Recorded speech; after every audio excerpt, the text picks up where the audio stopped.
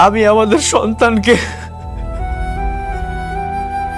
এই দুই হাত দিয়ে দাফন করে এসেছি মেঘলা। রাতুল ডিএনএ টেস্টের রিপোর্টটা চেঞ্জ করে দিয়েছিল। আমি বুঝতে পারিনি মেঘলা, আমি তোমাকে ভুল বুঝেছি।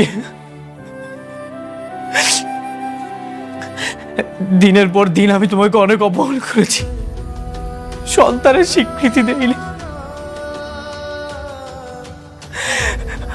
আমি হাত জোর করে তোমার কাছে ক্ষমা চাচ্ছি মেঘলা, তুই আমাকে ক্ষমা করে দাও।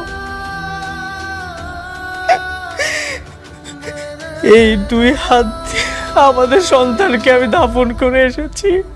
তুই আমার সন্তানের দোষছস? কোন সাহসে তুই আমার সন্তানের দোষছস? হেই, তুই লজ্জা শরম নাই? লজ্জা করে নাই, বিন্দু মাত্র লজ্জা করে নাই তোর? কেমনে পারলি এই কাজটা তুই?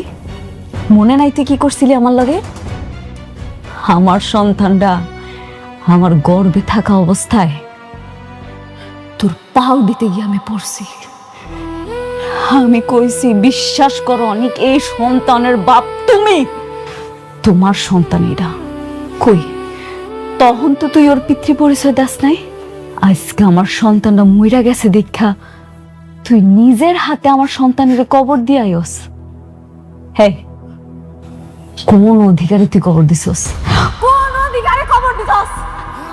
কথা ক, কথা কস না কেন? কোন অধিকারে দিছস? আব্বা, তুমি কি এখন আর কিছু কইবা না? আব্বা, তোমার আমি কইতাছি, তুমি ওরে এই জায়গা থেকে যাইতে কও, নাহলে তুমি আমার মরা মুখ দেখবা। আব্বা।